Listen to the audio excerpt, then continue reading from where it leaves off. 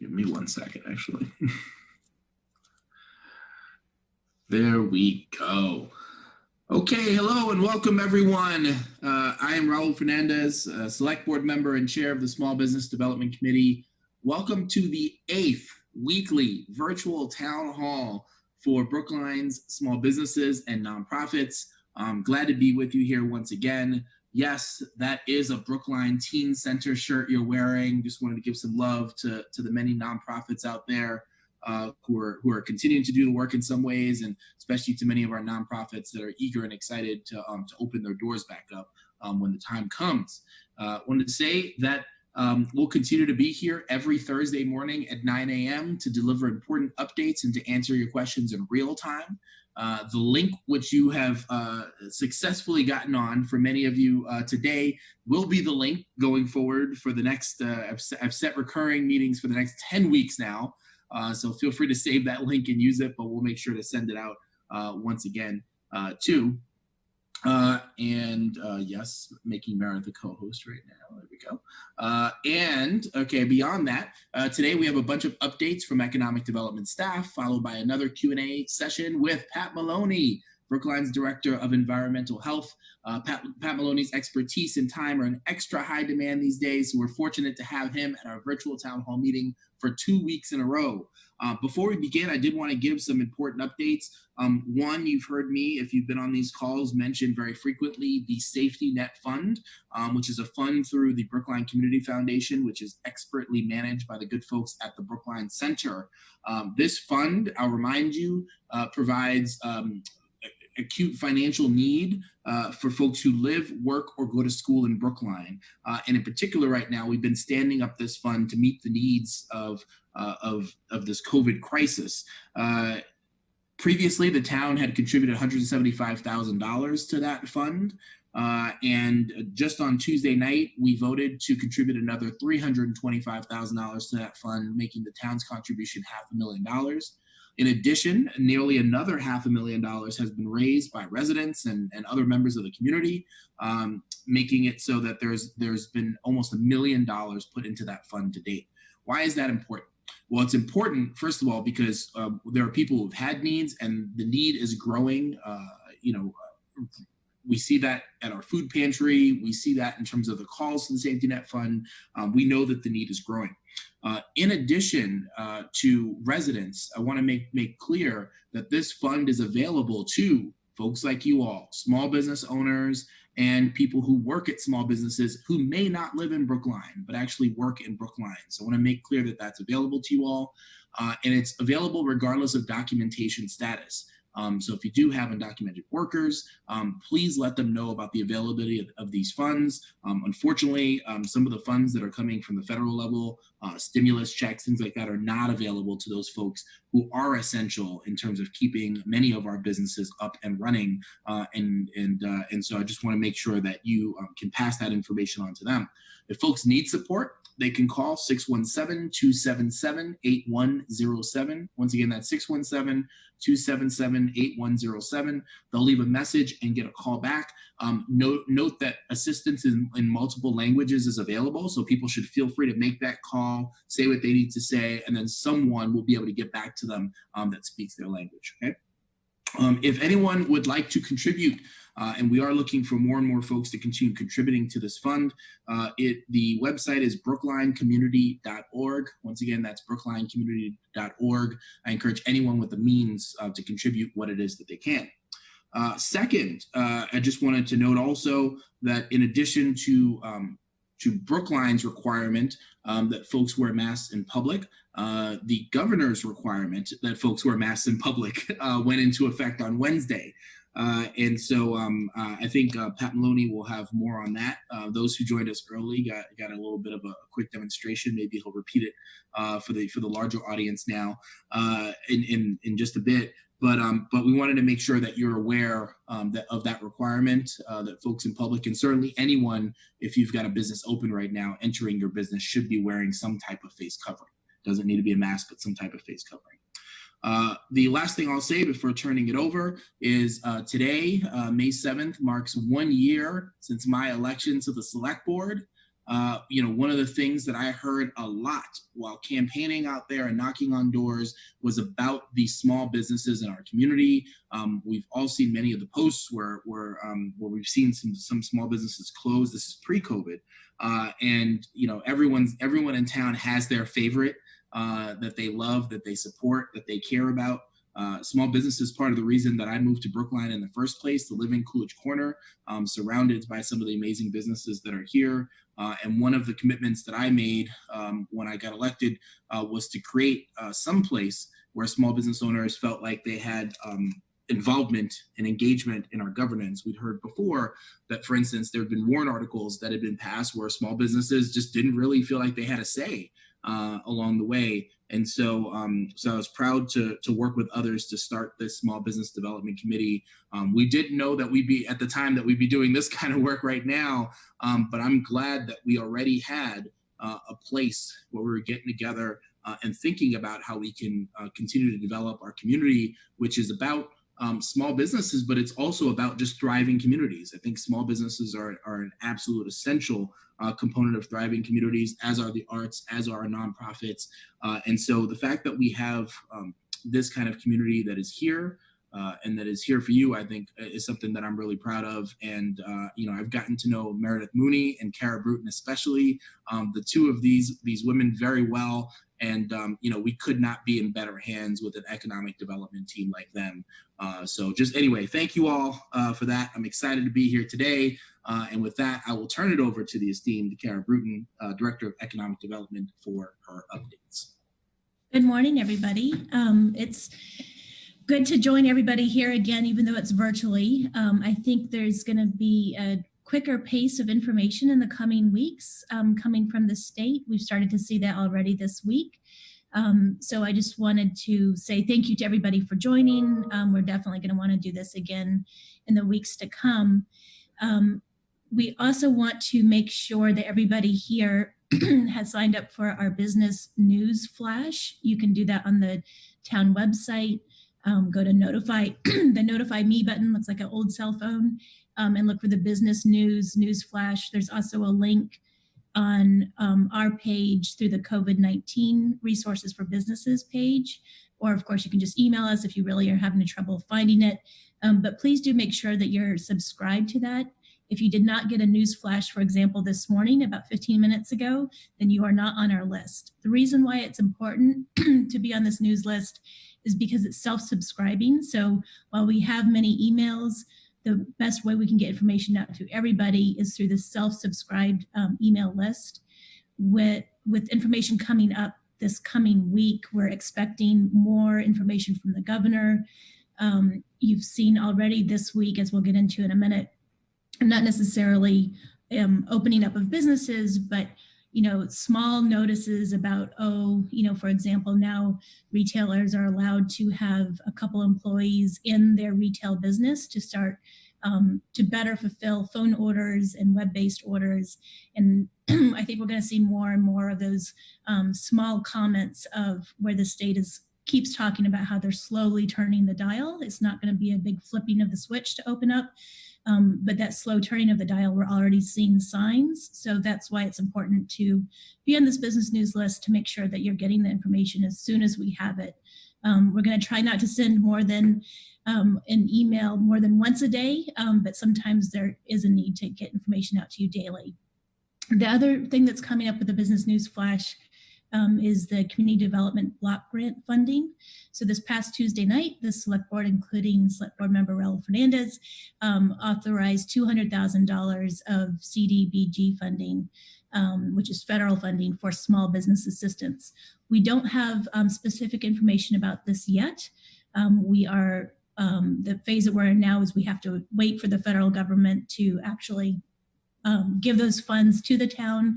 And in the meantime, we're working out details. We're trying to keep the application process simple. This is not going to be a loan. It's going to be a grant. It will require, it will be only open to businesses that either are small, five employees or fewer, and whose majority ownership is a low or moderate income household, or businesses with a majority of employees that are in households of low or moderate income. If you have questions about those income limits, you can email me so we can start talking about whether or not your business would qualify. But we will put all the information out together once it's ready to go on our webpage under that COVID business resources page. It'll probably be a couple of weeks before you see that information, so don't panic. You're not missing anything. We will announce it once it's open on the business news flash. It's not going to be first come, first serve.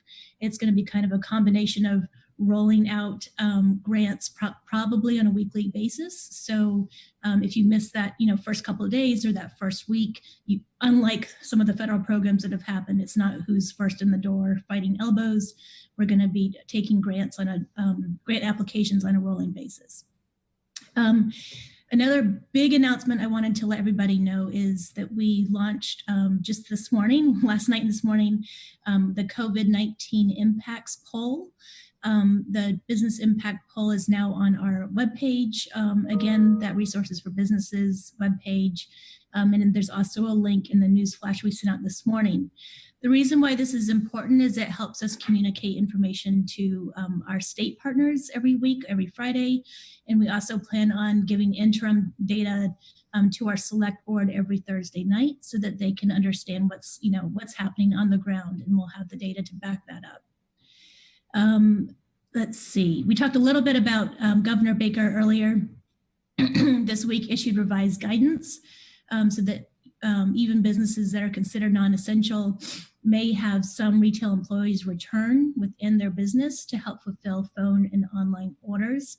Updates to those guidelines are at the top right of our business resources page as a headline, and also in the news flash that we sent out this morning.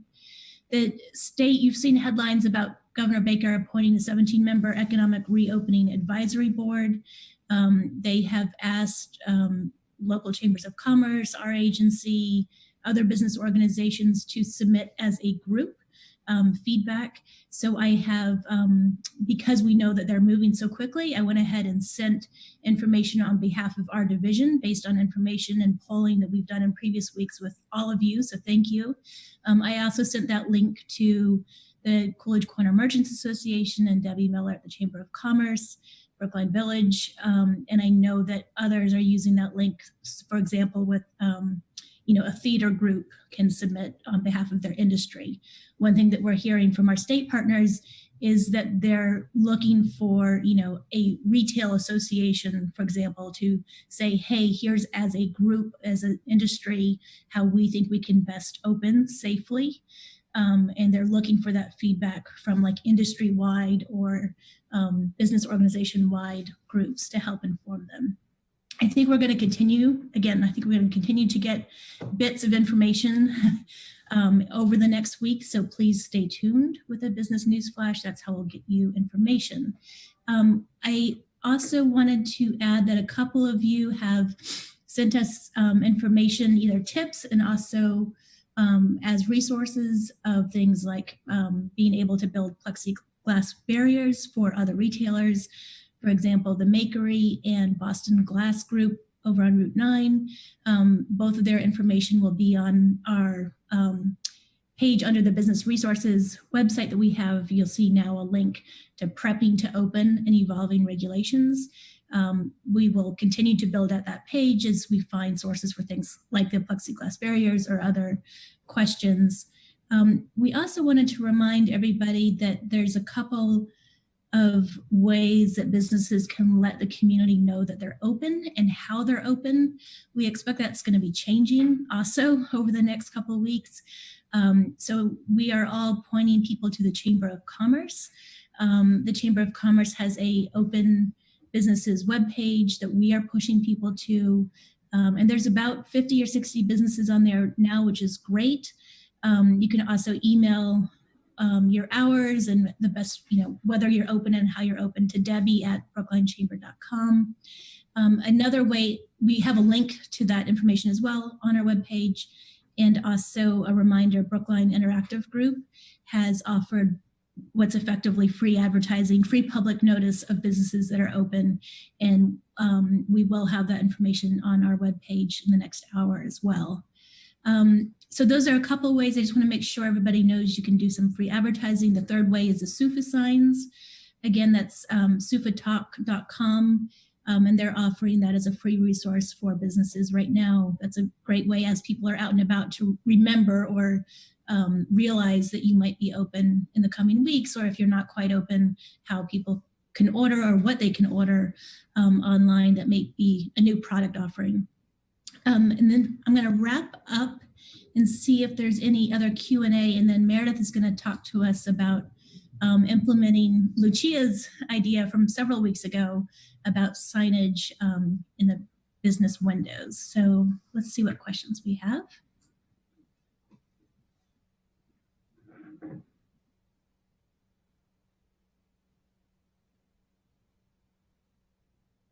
I've seen a lot of postings from Meredith, which is great.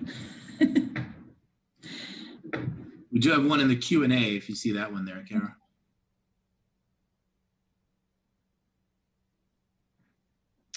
Okay, so Felina, thank you for asking this question. So she's here on behalf of the Brookline Commission for Women, want to know if it's known just how many female-owned businesses have been forced to close due to COVID, and is there anything that the commission can do to help, and is there specific information to share? Felina, I would love a follow-up phone call with you directly. Not only do we not know how many female-owned businesses have been forced to close, we don't know how many businesses have been forced to close. We can drive down the street and see which storefronts seem to be closed, but that's not necessarily an indication of who's going to be able to reopen once it's safe to do so. And I don't think we're going to know that answer for quite a while. However, there are some incredibly rich resources out there and agency partners for women-owned and minority-owned businesses. And just yesterday, I don't know if she's on this call with us today, but just yesterday it was on a call with a woman-owned business owner who a couple weekends ago, we were, scrambling to help find the right resource. And we were able to find for her a link to a very, very small coalition for Latino and women-owned businesses. And she jumped on that chat on a Sunday night, and she was able to get into a community bank to access PPP funding. And she was telling me yesterday how great that was to have that very dedicated nonprofit resource for her. So Felina, it's a long way of saying, let's chat, because there are some very small but very effective partnerships out there, and I want to make sure that you have access to that too. And we'll also update I think the resources are on our webpage, but we'll kind of highlight that a little bit more. And then Melissa's asking if we want to get guidance about current safety best practices for businesses. Is there someone we should talk to at town hall? I think we should come back to that question after Pat's talking with us. And we are, in addition to what Pat says today, we are building out, again, that webpage, prepping to open and evolving regulations. So as we get guidance and coordinate with Pat on how we want to repeat guidance, either from the federal, state, or local level, or even tips from other businesses, we're going to be building out that page. And as you all have ideas to share with each other, we can add it to that page as well. I think that's it for what I'm seeing for Q&A. Meredith, do you want to talk about Lucia's idea and how you've been able to implement that? Yeah. So last week we gave you a preview that there was a coordinated storefront signage initiative in the making. So we have been working with Annika Serene, who's actually a member of the Small Business Development Committee, Brookline resident, very talented graphic designer, who is putting together or has created these beautiful storefront signs that indicate how businesses are open. And I can give you a preview of that. And then the background, as Kara mentioned, so this was actually a recommendation that we got maybe 3 or 4 weeks ago on a virtual town hall meeting from Lucia over at Tiny Hangar in Coolidge Corner. And so we talked with Lucia. The Coolidge Corner Merchants Association endorsed this idea, felt that it would be something that would be valuable in our commercial areas and to business owners. So the town as of early next week, we're going to have the signs in hand and available to distribute. So I'm going to pop some links once I'm done talking in the chat section about how you can request a sign. So we're going to have the storefront signs, and there's also going to be a social media kit. So you can, we felt strongly that, given the fact that a lot of our businesses are kind of living in the virtual world and in their storefront world, which is sometimes always the case, but I feel like the virtual world has become much more important over the past couple of months, that this also be a campaign and initiative that had value on people's social media accounts and on your website. So we hope that that social media kit is valuable. Show us the signs, Meredith. Okay, all right. Here we go. Okay. So they are 4 different types. One, if you have online offerings, there's also a Be Back Soon sign, takeout delivery, and come in, we are open. So we realize that there are a lot of nuances to the way businesses are currently open, but we felt, and we worked really hard to try to identify kind of a handful of core messaging that would be able to capture all of the ways the businesses are currently open. And the overarching goal of this is to, one, communicate valuable information about how a business is open and how people can support your business. But it's also just, a very eye-catching, positive, vibrant signage that can be uniform across all of our commercial areas. So we're very excited about that. We're very grateful to Lucia for bringing the idea to the table. And we hope that other people, either in recommendations about how we can make these virtual town halls more valuable to you, or if you have other ideas about initiatives or things that the town can be doing to support you, we really want to hear from you and are excited about this partnership. So I'm going to pop some links and more information in the chat box here. And if you have any questions, maybe we can just address those now before we transition to Pat. So let's see here. Okay, Puppet Show Place Theater says, awesome, how do we get the signs? So we're gonna request that people fill out a Google form just requesting the sign. And the distribution of the signs is still to be determined. It will probably involve me dropping them off to your business in some capacity. So stay tuned for more information about that. All right, and then any other? David Lashinsky at Eureka Puzzles says, I'd love one. Let me know how to get it. Absolutely. We will be in touch. And also just a reminder, if we could put the questions in the Q&A box, it just makes it easier to address those. Okay. Cassandra Corona said, love it, which isn't a question, but I appreciate that comment. Okay. All right, so I think we are done with questions about the storefront signage initiative. So I'm going to turn it over to Pat Maloney. Well, good morning, everyone, and thank you for participating. This is this helps us at the health department. I'm the chief of the environmental health section, and we're getting just an awful lot of questions, emails. So however we can get the word out, and this is a great forum. Hopefully we can answer some of your questions. We are still awaiting further information, which I'll be talking about. As mentioned, the Economic Reopening Advisory Board, they're the lead. They're giving recommendations to the governor and the state health commissioner on what businesses that have not been open can open and under what criteria. So what we'll be seeing, as we're seeing across the country, and we're monitoring what's going on across the country, is it's a phase and approach. And that's what Massachusetts will be doing. So phase 1 will be X number of businesses, phase 2, the next level, and phase 3, hopefully a full opening of everything.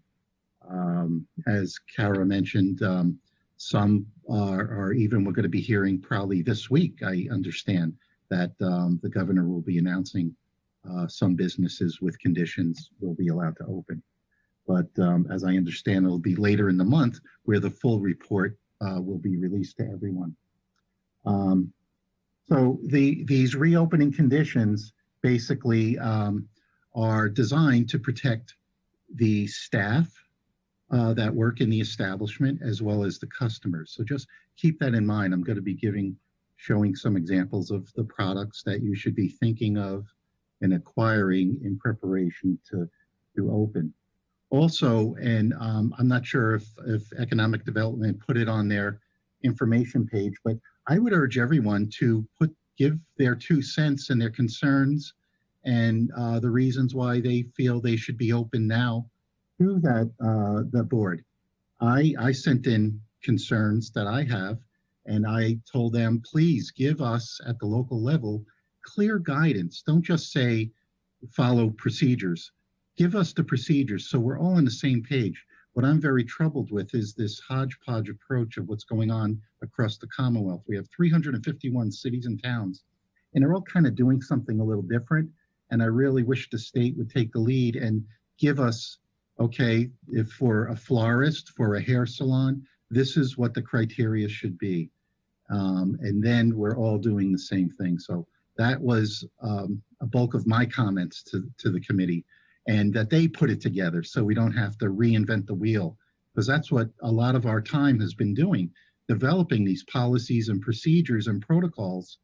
And it's a resource drain. So I'm hoping the state does it because they're the ones giving the timeline of what can open during certain phases.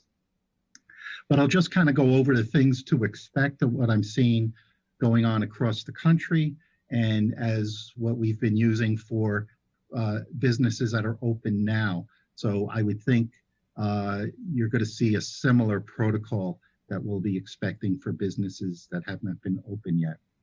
And, you know, I can't stress the importance, and you guys at Economic Development did a dynamite job on those signs. And signs, that's really, it communicates to the public.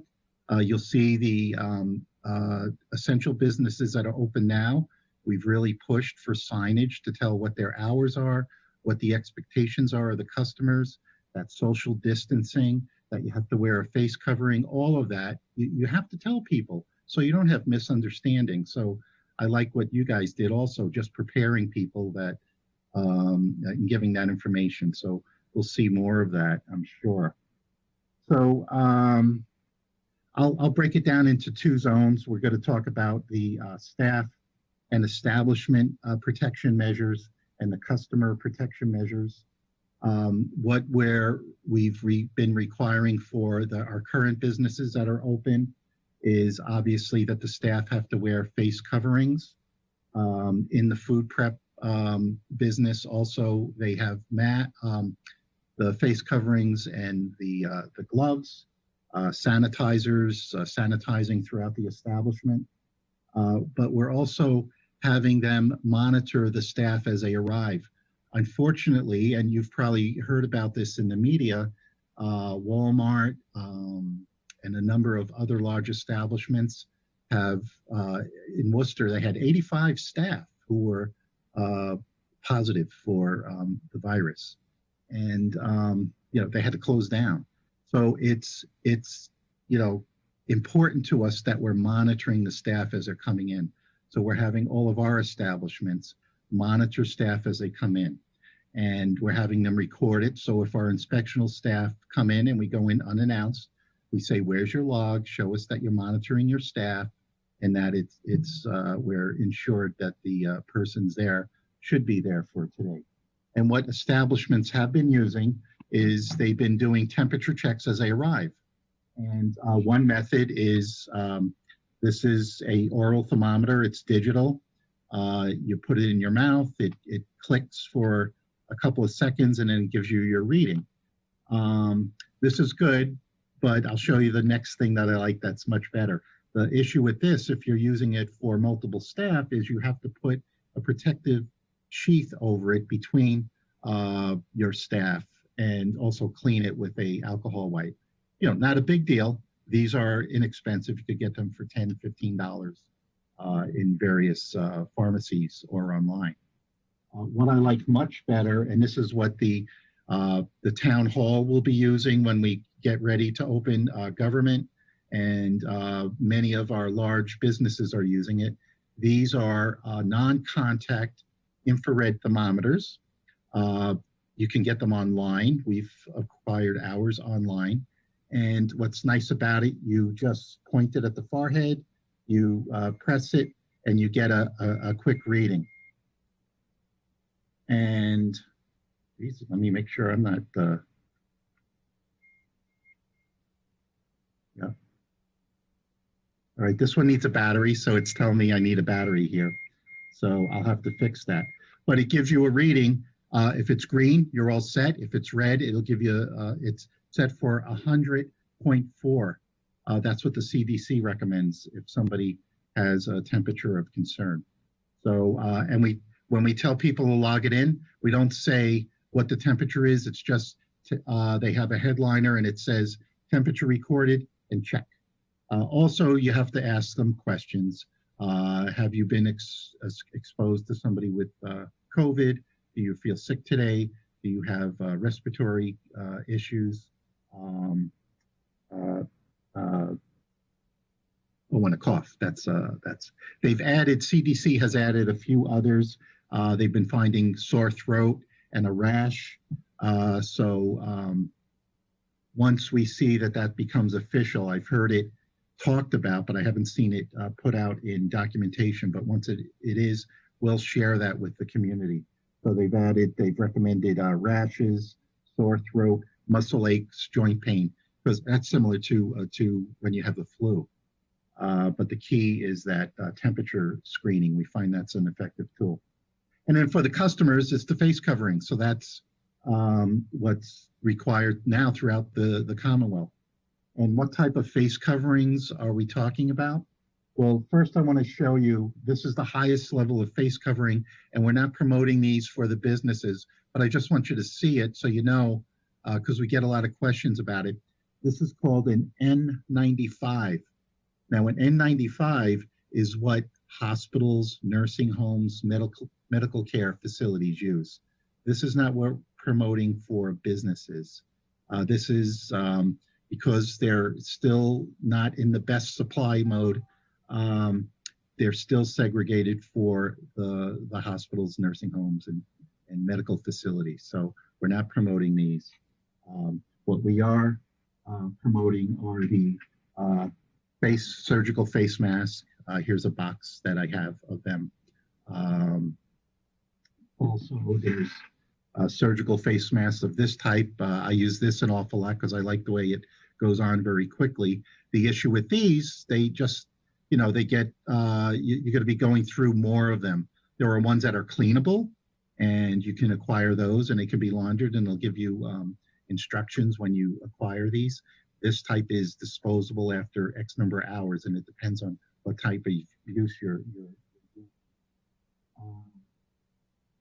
and then for establishments, not for customers, but customers are doing this, another PPE, we call this PPE protection, are gloves. So it comes in a box similar to a tissue box, and you just extract the gloves as you need them. So you've probably seen these in the food industry, it's been a requirement for many years, but now the frontline personnel who are doing the transactions with the customers need to protect themselves. The other important component and equipment that you should be looking at is sanitizers. So, and you'll everybody's seeing this now. It's at many counters. All our schools have it. You'll be seeing it in all our town hall buildings when they eventually open. So, simple sanitizers being available for customers. They'll be doing transactions with various businesses, and they can, sanitize before and after the process.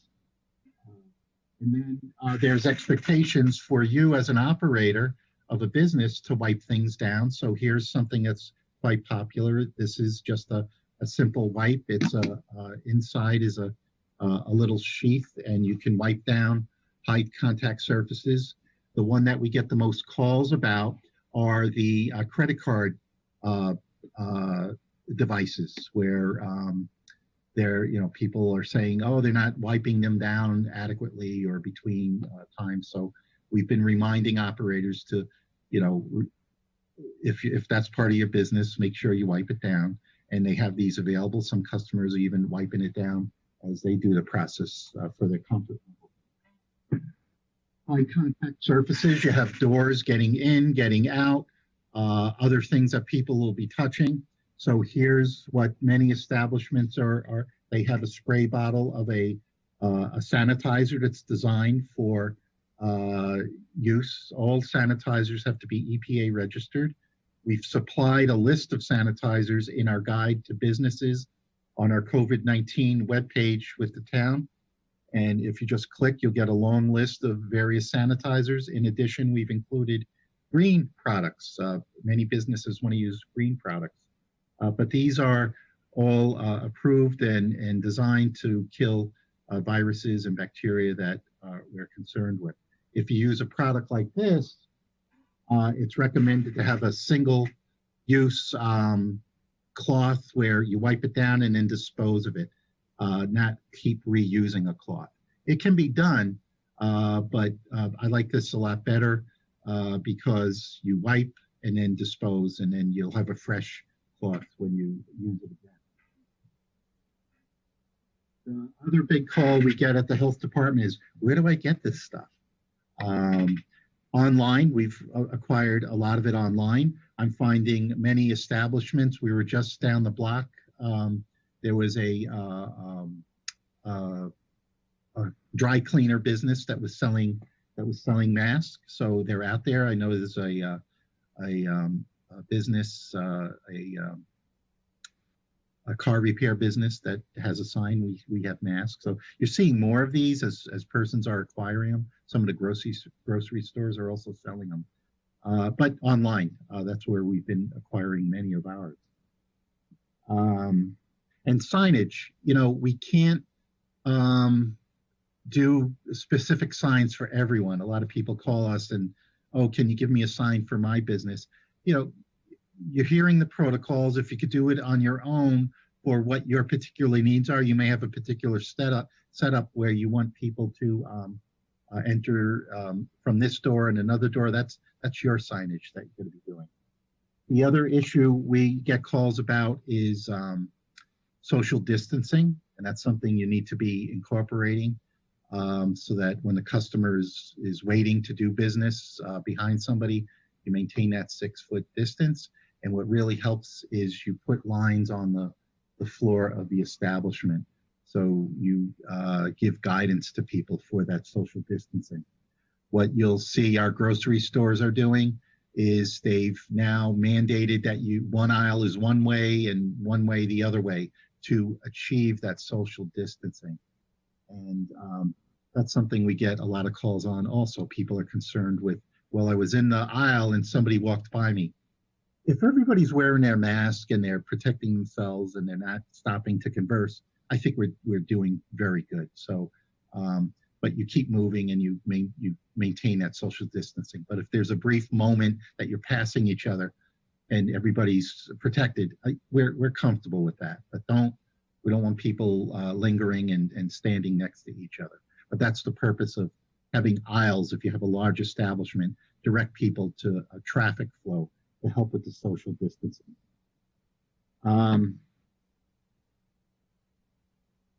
Just looking at what other complaints we've been getting that relate to this. So I think that's just an overall overview of some of the issues that we would recommend you think about.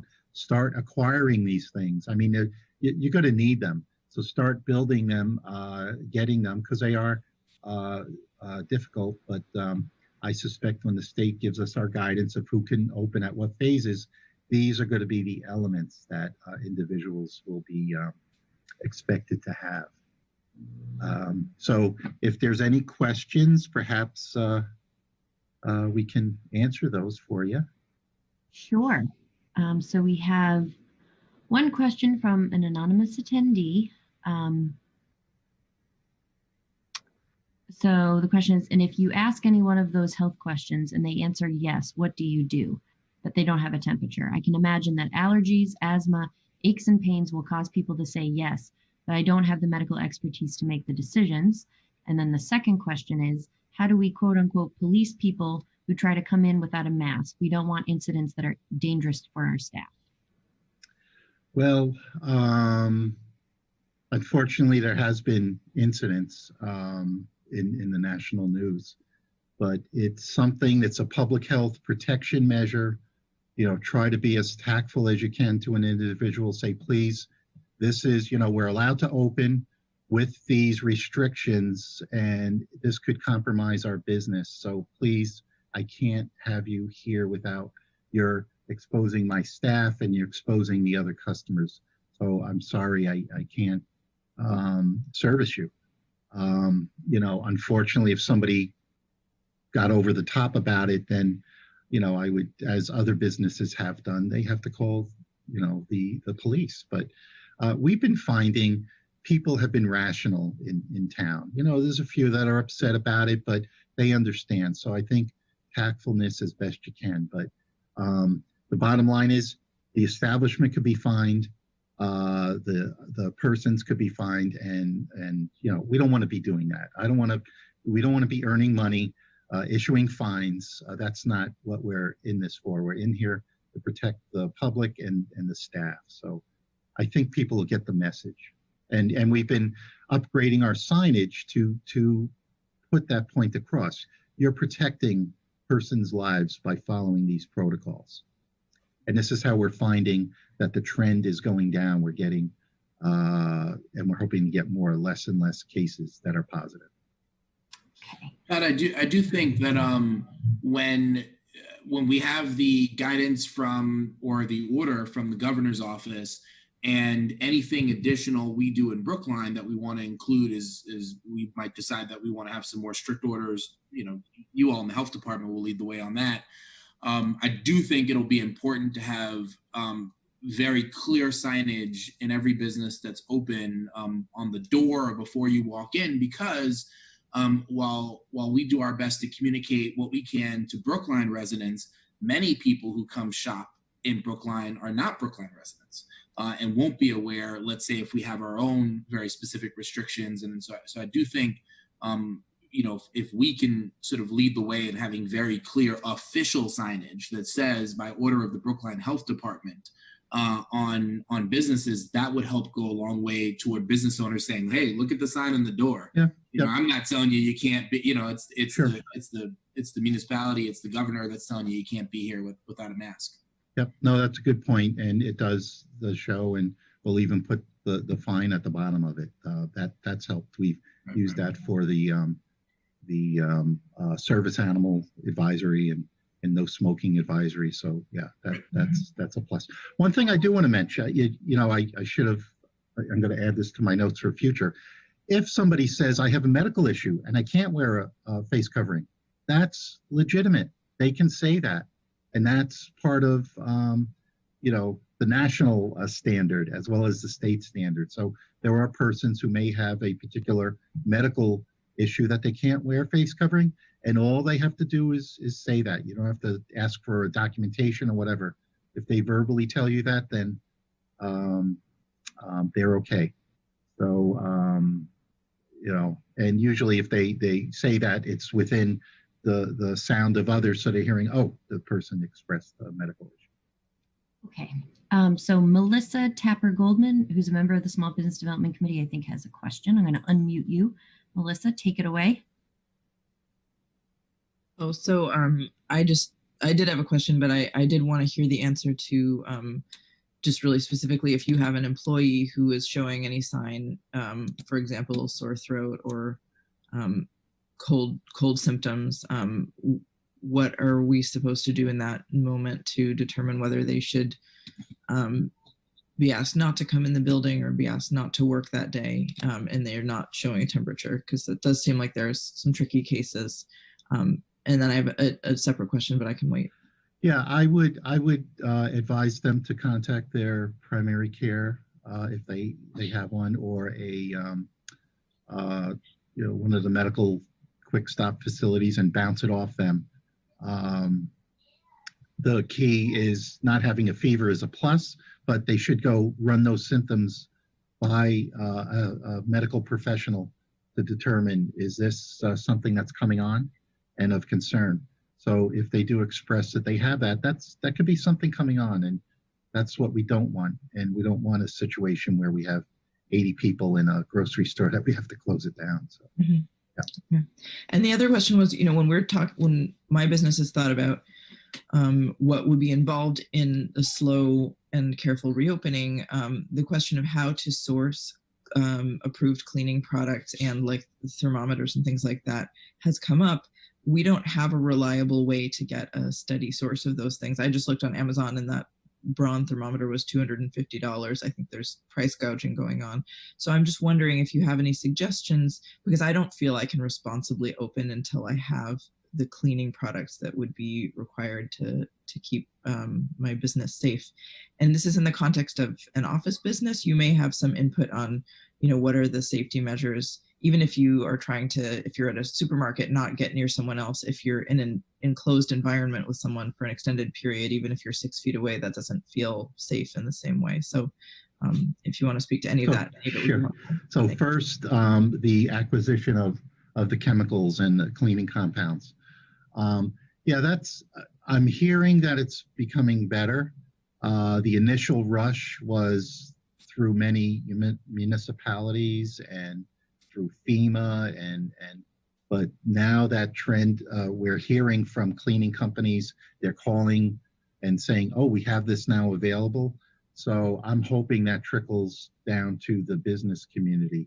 And I don't know if economic development, that's where you guys got to keep your ears to the what is available out there. I know even in the purchasing agents have been communicating among themselves for buying power. And maybe that's something that the chamber and some groups could, say, all right, maybe we could buy in bulk and then share it with others and everybody chip in that way. Because that's what the town has been doing with some of the products. So they are able to acquire it. The other question was the comfort level of people working in a retail space, even with all the protection, and they don't feel comfortable. Is that? I was asking about an office environment, which I know is not the early phase, but some of us are having to start thinking about what's happening in June, July, August, and how that would work in a place that's not a retail environment, but an office business. What are the best thoughts currently on how much protection you need there? Yep. Well, we're going through that right now as a town. So our HR is working with all the department heads and with public health and public buildings to hammer out that criteria. What is going to be required of staff? How are we going to space them out? I know we've acquired a number of barrier protection devices, the plexiglass for our various counters. And,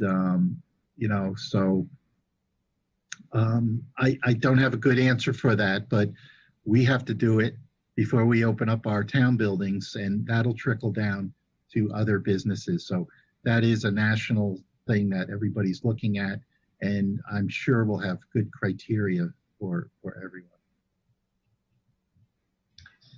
All right. Melissa, did you have any follow-up questions? No? Okay. Thank you. All right. So looking at our Q&A here, kind of going in reverse order just to round out this current topic. So regarding the issue of purchasing, Puppet Show Place Theater added, it is getting better, though bulk hand sanitizer is still tough. Jill, so we have two other questions. An anonymous attendee said, many staff work alone. Do they assess themselves? And then Jill Winitzer from the CCMA says, and bathrooms need to be cleaned after use, correct? That's correct. And should staff that work alone screen themselves? Absolutely. So that if we came in, did you do your temperature check and you haven't been exposed and what have you? So that's important that we know, because if you don't check yourself daily, you could be exposing others. So yes, everyone should be monitoring themselves. Okay. And yeah, bathrooms. And we did get a question about, we have a number of food establishments that have just one unisex toilet. And, we're going to be advising them that when they are allowed to open, to increase the frequency of the cleaning. Not cleaning after every person, but, have sanitizer in there and have your equipment so that you'll be on a schedule of going in there. Some places just, clean in the morning and depending on the use, afternoon and another part of the day. But I think we're going to see more scheduled cleaning of our toilet facilities. You notice some establishments do it where they put it on the back of the door. I think we may be seeing something like that. So a spot inspection assures it's being done, and the public is assured that it's being done. Okay. So we have one more question from Linda, which I think actually maybe Pat and Kara might be able to provide a combined answer for. And then we've got a couple of comments and questions going back to the topic of masks. So Liz Linder asks, is there a way that a larger entity in the town can purchase cleaning supplies at wholesale for small businesses who then subscribe for monthly baseline amounts? So have we heard about, I have not heard about this idea at this point. I don't know if you've heard anything, Pat, or if Kara has anything. Yeah, no, again, the town is struggling and had been struggling initially to get our own products for our own essential employee needs. We have fire and police out there constantly, and we had to really, work hard, and our purchasing agent and many departments were scrambling to see what we could get. And it was a struggle. It is getting better, as the puppet show case mentioned, but it's been tough enough for the municipals, unfortunately, to then offer that to businesses. That would, that's something to think about. Yep, absolutely. Kara, did you have anything to add, or? I'll just add that I think one thing that would be helpful is for groups like the Brookline Village merchants, if you wanted to, or the CCMA, or the chamber, for businesses to start, saying, I could purchase up to, X units of whatever cleaning product for the next couple months, and to aggregate those lists. I mean, what Pat was talking about is the purchasing power being useful in securing orders at a more reasonable price. And then I think once you have those orders kind of aggregated, then I'm thinking, the Ace Hardware store or Connolly's in Washington Square I'm guessing would be more than happy to try to help fulfill those orders once they're aggregated and they know exactly what people are willing to buy. Or even places like Boston Glass Group, they could do an order for needs. I must have seen Beth Venti here in the Q&A is pointing out that Boston General Store has bulk hand sanitizer in their Dedham store. So I think for individual businesses, if you can aggregate your orders together and then contact some of our local suppliers, that's the best way to go. And you brought up another good point. And we've done this municipally. Somebody hears, hey, I was able to get X from this company. Share that among yourselves, because that's helpful. Somebody just happens to be doing a search and they find they have a lot of it. Share that with everyone. And that we've been doing that, and where DPW said, oh, we found this. And then many departments are able to acquire what that product was. And we actually have an example of that, Pat. Jen Mason from Curds & Co. in Brookline Village said, try WB Mason or Webstaurant for ordering. WB can be a week or two, and Webstaurant.com will let you sign up for an alert when it comes in, and I've been able to order it right away. So I'd also be curious, I haven't checked because we've been so busy, but Restaurant Depot, I'm curious what they're carrying and what they have available. And Melissa just added to this comment, I can see these thermometers being really essential. It would be really useful to work together on that specifically. And Kathy Bisbee has a question from a Facebook viewer. How risky is it for opening the fast food places like Dunkin and Starbucks? They have small spaces and consumers will be standing very close, not too much distance. How can they manage this kind of business and feel safe? Yeah, I think where we're going to be seeing is similar to what we implemented in the grocery stores. When we first opened the grocery stores, we were seeing long lines and we're getting complaints of a lot of people in the store. And right away we said, there's something wrong here. So the state came out with guidance and said, if your capacity is X, you could only have a capacity of 40%. So that reduced the numbers that they're allowed to have in there. I suspect something like that may come down where the capacity is, reduced so that you don't have 12 people in front of your little, in front of the counter of the little store. So be aware of what your capacity is. That should be on your occupancy permit. But you'll know how many could be in your store. So it may be that some customers may have to wait outside. And again, the posting and the marking in the lines, you see that now. Everybody's getting very used to that. And WB Mason is selling signage and the things that you put on the ground with feet on it, saying social distancing, stand here. So the industry is responding to this particular need for businesses. Okay, so we've got about a couple minutes left here in our virtual town hall meeting. I think we could go a couple minutes over because this is clearly a very important topic that people want to discuss and have more questions for you, but we want to be respectful of your time because we know that you're in high demand these days. So Jen Mason just responded to your question about Restaurant Depot. Restaurant Depot has been out of most stuff that's hard to find. And then Lisa Glazer added, Starbucks will not allow customers in the cafe. They have to order online and wait outside for their order. My daughter works for Starbucks. And returning to the topic of masks, we have a handful of questions. So Lucia Berman Rossi from Tiny Hanger, what are the fines for no mask, etc.? I'm on board, just curious and good to know. Liz Linder had another comment about masks. Good point, Raul and Pat. This is referring to your earlier conversation about adding a sign, no mask, no service, with exception, of course. Simple, right? And then an anonymous attendee had a comment, policing. There are a lot of posts out there about not shaming or publicly calling out people. But does the health department want to know if an establishment has some or all of its staff not wearing masks or gloves? I know you are slammed. Yeah, no, we want to know. If a business is not complying, we want to know about that because containment of this is critical. If we don't have the face coverings and people following the protocols, then we're not going to get where we get the trend going down. So we want to know about that. Out in the general public, again, we're trying to do education as best we can. We're increasing that initiative.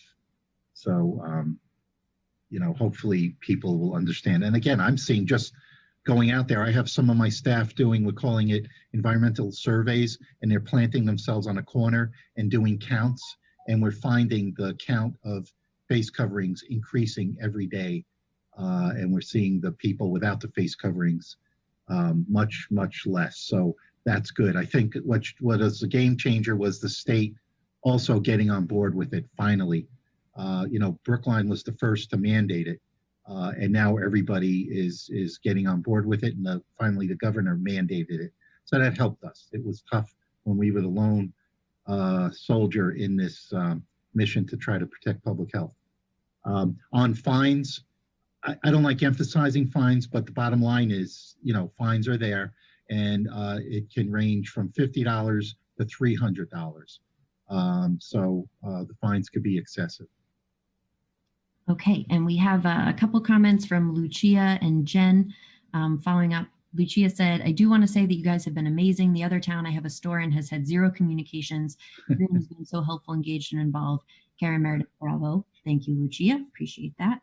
Yeah, I thank you. Yeah, economic development, you guys have been great. We're always communicating with each other because we know if we're on the same page, we get the word out, then that makes less that we have to worry about. So yeah, you guys have been great. The select board has been fantastic. I know every opening meeting, they announce they highlight issues and remind everybody to protect everyone. So, yeah, this is it. This is the effort that we're all doing to get the numbers down. And I'm hoping we're going to see in the next week that we're going to be really impressed. And Jen added, thanks for being such a great resource to us, Pat. Please tell your staff that we appreciate them. Thank you, Jen. Yep, thank you. And then 2 more questions. Golden Chickpea Center, when are the playgrounds going to reopen? Yeah, that's going to be part of that phase-in approach.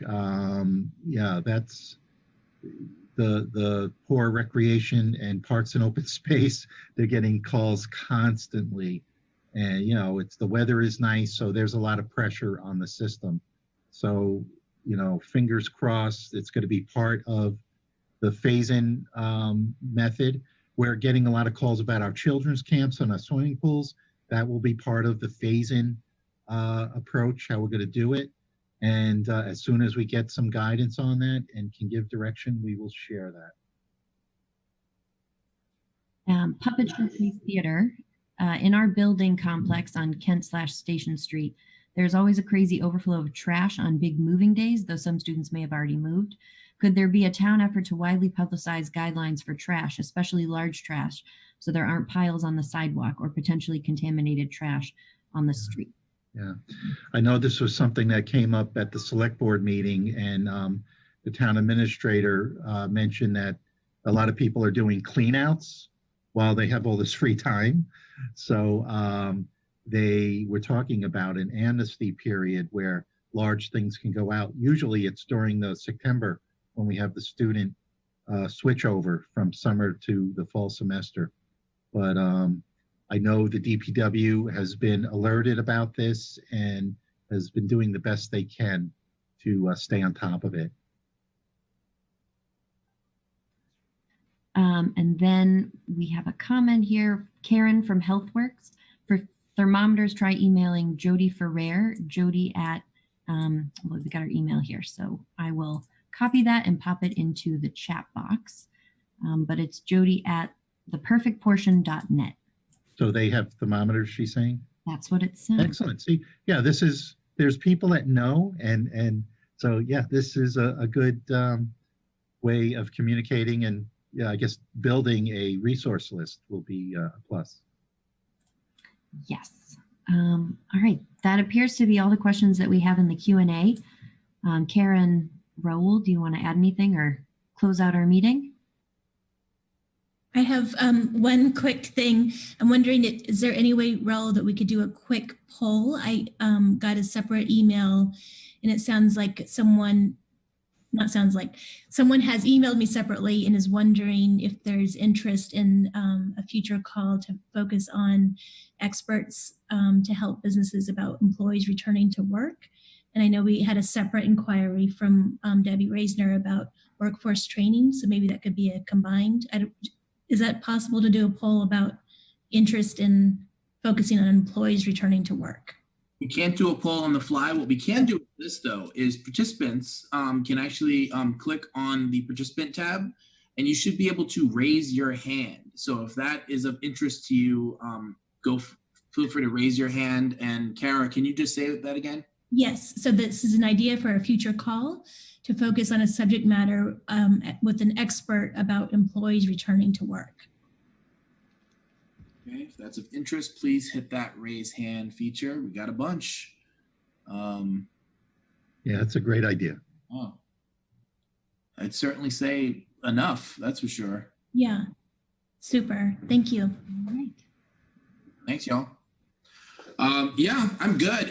We'll keep doing these. Now that link you got for today will be the same active link for the next 10 weeks if necessary. Maybe this will just be part of what we do maybe going forward. This is fun. I like it. It's a good way to engage, and most importantly, it gets you the information you need when you need it. But always know that our staff, the folks here, are available to you between these calls. And obviously, I know many of you have reached out to Kara or Meredith or Pat about your questions. Please continue to reach out to us with any questions you have. But we'll keep doing these as long as you keep showing up. So thank you, and we'll see you again next week.